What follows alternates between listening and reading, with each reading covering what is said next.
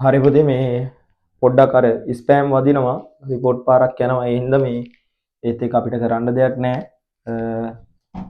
අපි මේ පුළුවන් තරම් ඉක්මනට වීඩියෝ එකකින් මේ ටික කතා කරමු. පැහැදිලිනේ? එතකොට මම පළවෙනි එකට කතා කරා මේ ඡේදයේ අණු කොටස් 10 තියෙන එක.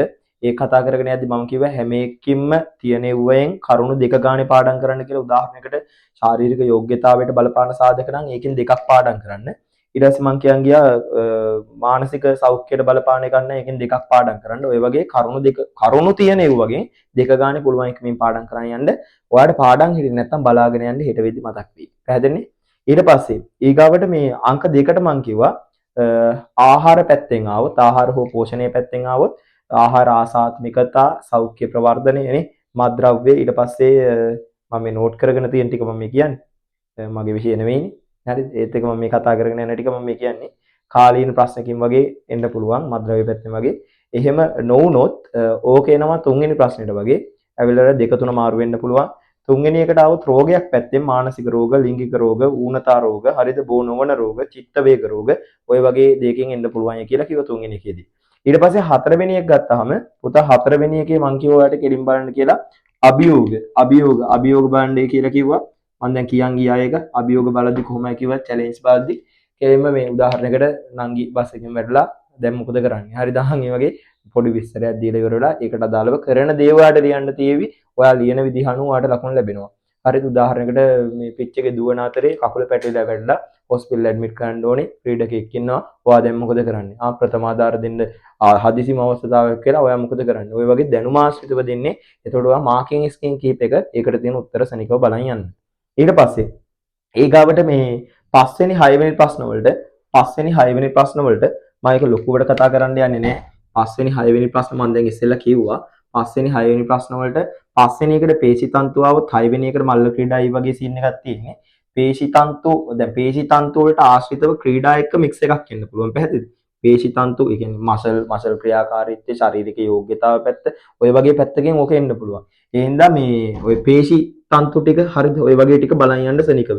පේශි තන්තු ටික ඊට පස්සේ මේකේ බලන් යන්න මලල ක්‍රීඩා chart එක. හරිද? මලල ක්‍රීඩා chart එක බලන් යන්න ඊට පස්සේ දක්ෂතා ඊට පස්සේ සහාය දිවීම ටික හරිද? ඊට පස්සේ යෂ්ටි හුවමාරු ක්‍රම උදාහරණ දෘශ්‍ය හුවමාරු, අදෘශ්‍ය හුවමාරුව, කඩලු මතින් දිවීම හරිද? ඔය වගේ ඒ ටික පුළුවන් තරම් ඉක්මනට බලාගෙන යන්න. ඒ බලාගෙන යන ටික ඔයාලට හෙට දවසේ පේපර් එකට වැදගත් වෙයි. ඊට පස්සේ ඔයාලට 7 වෙනි ප්‍රශ්නෙට ආව මං 7 වෙනි ප්‍රශ්නේ ගොඩක් කට්ටිය අනුමාන නිකුත් කරලා තිබ්බ වොලිබෝල්, ෆුට්බෝල්, නෙට්බෝල් වලින් එනවා කියලා. ඒක අනුමානයක් නෙමෙයි කියලා කිව්වා. එතකොට වොලිබෝල්, ෆුට්බෝල්, නෙට්බෝල් කොහොමත් එන එකක් නේ පේපරේට. හරිද? එතකොට මේකේ ඔයා මෙන්න මේ ටික බලන්න. මගේ නම් තෝරා ගැනීම වොලිබෝල් කියලා කිව්වා. එතකොට මේකේ සාමාන්‍යයෙන් දක්ෂතා පැත්ත අහන්න පුළුවන් ඔයාගෙන්. ඊට පස්සේ කෙලින්ම ඊගාවට අහන්න පුළුවන් මේ දඩුවම් පැත්ත. හරි දඩුවම් පැත්ත මොනවා හරි වරදක් කරොත් දඩුවම් මොකද්ද? විනිසුරුගෙන් මොකද්ද එයාගේ විනිසුරු තීරණය? ඒ විනිසුරු තීරණයට හේතුව මොකද්ද? අන්න ඒ හේතු ටික බලන් යන්න. ඊට පස්සේ වොලිබෝල් මේ පිච් එක කොහොමද තියෙන්නේ? ඔය ටික බලන් යන්න විශේෂයෙන්. ඊට පස්සේ ඒත් එක්ක මේ ওই දක්ෂතා ටික තියෙනවනේ හිතන්න දක්ෂතා 6යි නම් තියෙන්නේ. ඒ දක්ෂතා වර්ධනයට මොනවද කරන්න පුළුවන් ඇක්ටිවිටීස්. හරි උදාහරණයක් ඉස්කෝලේකට යන කෝච් කෙනෙක් විදියට ගිහිල්ලා ඉවරලා පළවෙනි දක්ෂතාවය නම් ඒක වර්ධනයට කරන්න පුළුවන් ඇක්ටිවිටි දෙකක්. හරිද? ඔය වගේ ඕක ඔයා බලාගත්තොත් සනික ඔයාට පුළුවන් හැම දක්ෂතාවයකටම මම නම් කියන්නේ හැම දක්ෂතාවයකටම ඔයා කෙලින්ම දෙක ගානේ බලන් යන්න. හරිද? මේ ප්ලෑන් කරලා දැම්ම ඉඳන් ඇඳත් කමක් නැහැ. කමක් නැහැ නෙමෙයි. ඉතින් හිතෙන් තියෙන්නේ දැන් අඳින්න පටන් ගන්න අඳින්න පටන් ගන්න කරගෙන යන්න. එතකොට ඒක ගොඩ යනවා. පැහැදිලි? ඊට පස්සේ මේ විශේෂයෙන් ඔය මම පොදුවේ කතා කරොත් MCQ එක පැත්තට වගේ ප්‍රථම ආධාර ආහාර ජීර්ණ පැත්ත, ලිංගික රෝග පැත්ත, BMI ඒකේ වර්ණ ටික, ඊට පස්සේ ඔලිම්පික් ඒ අවුරුදු ටික, බෝවන රෝග, හරි බෝවන රෝග, ඊට පස්සේ ඉරියව් chart එක, ධාවන ආරම්භ හරිද? ඊට පස්සේ මේ ඉරියව් chart ටික, ඊට පස්සේ පූර්ණ සෞඛ්‍ය පැත්ත හරිද? ඔය ටික තමයි මට නෝට් වුනේ. ඊට පස්සේ ජීවන අවධි ටික ඊට පස්සේ ළමා වියේනේ ළමා වියෙන් පසු අවධි ටික ඊට සෞඛ්‍යවත් ජීවිතයකටනේ ඔන්න ඔය ටික බලාගෙන යන්න පේශි හා අස්ථි විශේෂයෙන් බලන්න ඔය ටික තමයි අපි කියාගෙන ගියේ ආයෙනම් මට නෝට් එකෙන් ලොකුවට දෙයක් නැහැ එහෙනම් හෙට පේපර් එක කලින් ඉවර වෙනවා කලින් ඉවරුනාට පස්සේ මම හිතන්නේ ඔය ටිකෙන් තමයි වාට එන්නේ ඔය ටික ආවයින් පස්සේ මොන දෙන්න අද විද්‍යා පේපර් එක ගැනත් මම කතා කරන් ගියා කලින් මේකේ ලයිව් එකේ දැක්කත් දන්නේ නැහැ ඔයා.